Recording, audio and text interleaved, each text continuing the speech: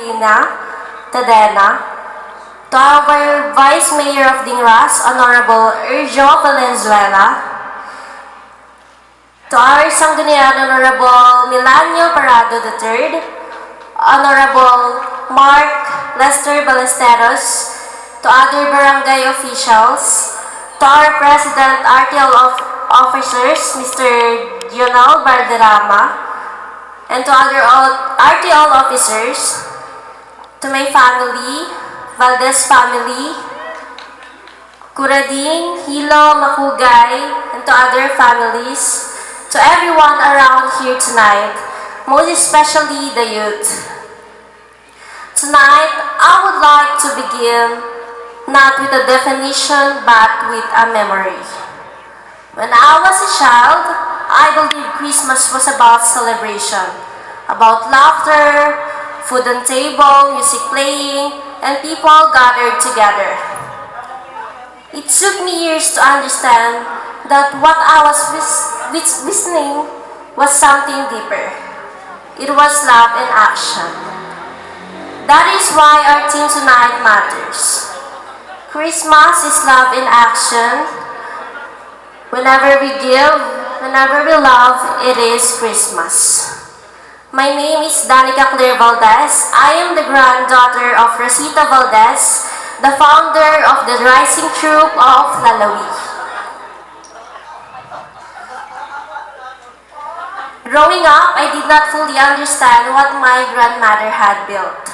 To me, this place meant laughter, gatherings. It meant people coming together and celebrating. My main purpose is to be group. Gusto ko lang kalaro sila Joshua. Sila lang yung naiisip ko dito. Hindi ko alam kasi I was born with a humble family. Hindi ko alam na may legacy. Hindi ko alam yung lahat ng yan, kung ano yung nakasulat dyan. Gusto ko lang mangyari dito is, alam ko kapag Ilocos, matik may celebration, matik may sayawan, and may mga masasarap na handa. But then now, when I was turned 18, na-appreciate ko na it is something deeper. It is on the level where I can have some epiphany, that I can be taught of being proud of myself, especially that I'm part of the Gen Zs. I began to notice the unseen work, the planning, the preparation. Actually, when kami ng family ko, nagja-jamming kami dito last night, and then I saw that some Gen Zs here or yung mga kabataan, overtime sila.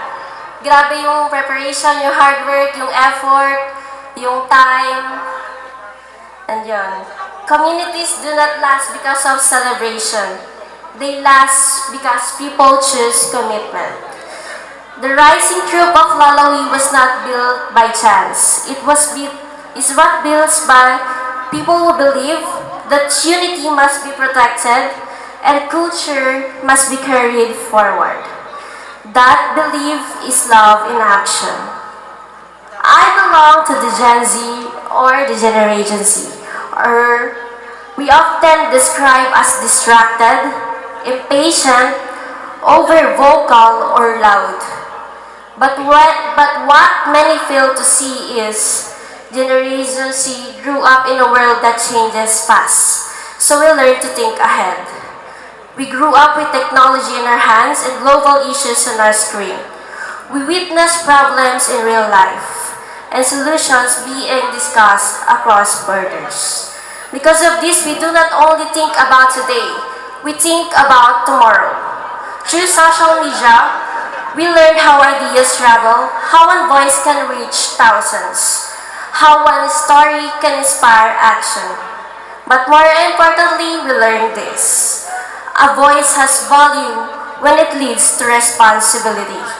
That is why Gen Z speaks about mental health, about social justice, about accountability and ethical leadership.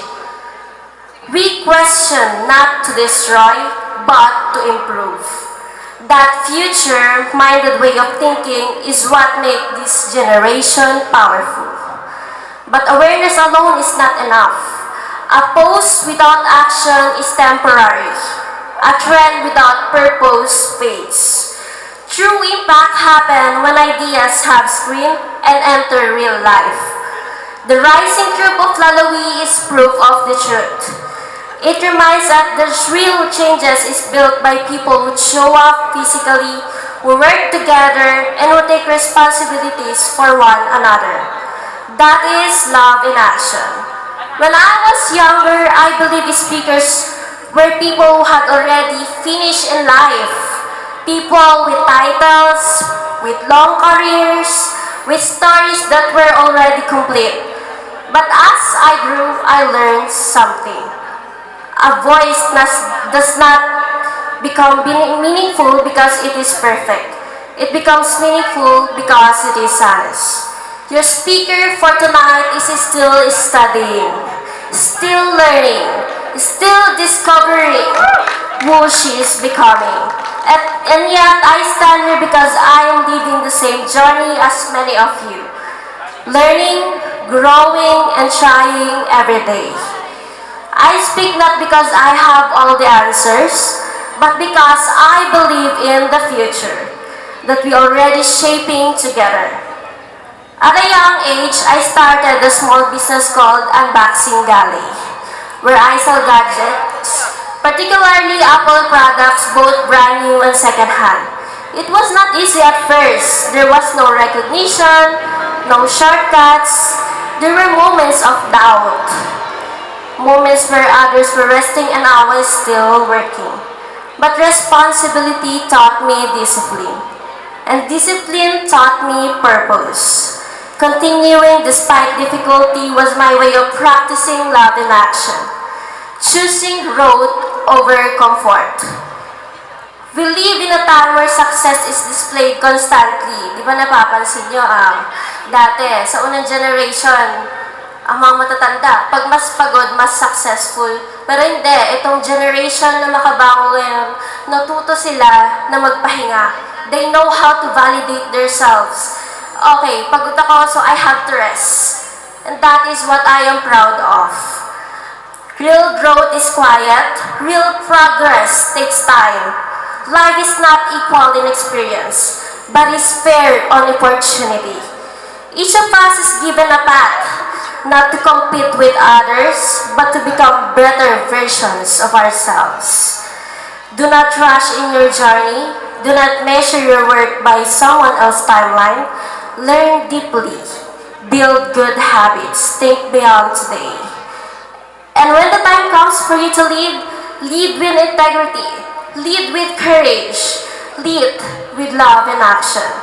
Tonight, it is not just a celebrating of Christmas. It is remembering why this community exists. It exists because someone before us chose to care, chose to serve, and chose to act. The rising troop of Lalawi lives on because we love was never left as an idea, it was turned into action. And as long as we continue the choice, Christmas will never be limited to a season. It will live on what we do. Maraming salamat po. Magandang gabi. Once again, thank you so much.